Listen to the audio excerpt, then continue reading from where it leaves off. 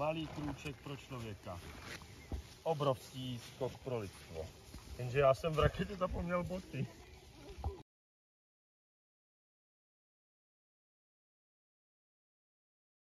Deset, 9, 8, 7, 6, 5, 4, 3, 2, 1, start!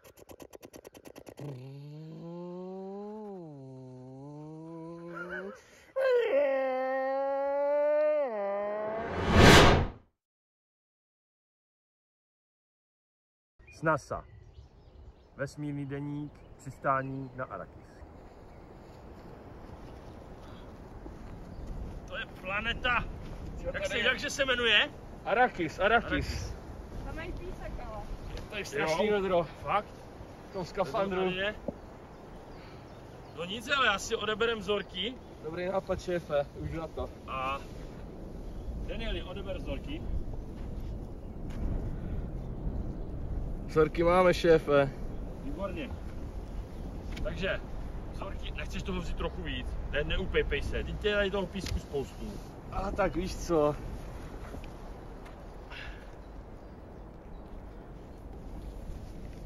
No, uká. To je lepší, to je lepší. Počkej, ještě možná, ještě tady trochu jej, takhle malinko. Tak, já, kvalitka, krása. To by mohlo stačit. Jo, neměli jsme to odebírat sterilní pipetou? Tady myslím si, že... Asi to je jedno, že? Jasně, vždy jsme umytí a... Dobrá, tak jo, nic, hele, další plán akce. Já zůstávám, prozkoumám tuhle planetu, založím tady základnu, vyvalte zpátky roomstrem do laborky a prověřte ty vzorky, OK? OK. Tak jdem na to. Hlavně si Čau, zpátky. jasný, čau.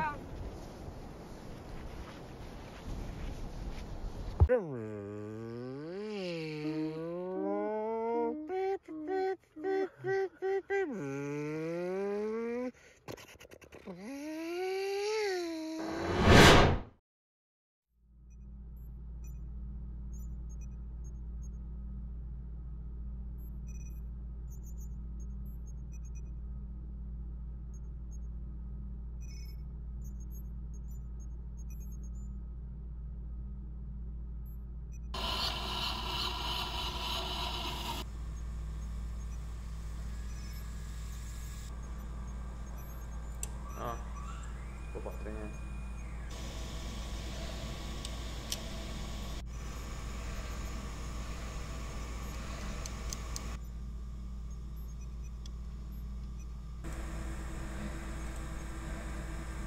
To, že se to změnily ty frekvence, tak něco znamená? Jsou tam jasný náznaky částic nějakých minerálů. No jak jako nejasný. Pravděpodobně zmrzlá voda. A co když ne zmrzlá voda, co by to mohlo být? Dusík? Nebo... Je to něco neznámého. Něco unikátního. Pošleme zprávu kapitánovi. Potenciální známky života. Pozitivní minerály a pravděpodobně to vzácné koření. Máme to potvrzený. Ještě jsme si udělali teda jednu analýzu v rychlosti, ale... Je to potvrzené. Radši zajdu za kapitánem osobně. Tohle je jistota. Myslím si, že tohle bude zajímat nejenom kapitána. Ano, dobrá, souhlasím. Dobře. Dále. Pane ministře, omlouvám se, tohle je důležité. Kapitáne, Ano? nesu výsledky vzorků z planety Arrakis. Ano, jsem velmi zvědav. Našli jsme tam spoustu písku, ale kromě toho je tam voda, nějaké pozitivní minerály a náznak červených částic, což připomíná vzácné koření, o kterých se mezi vědci vedou velké debaty. Osobně bych doporučoval více vzorků, větší průzkum. To znamená, že na planetě je život. Vše tomu nasvědčuje. V tom případě ale kapitán Jack O'Neill je ve velkém nebezpečí a musíme ho co nejdříve dostat zpátky.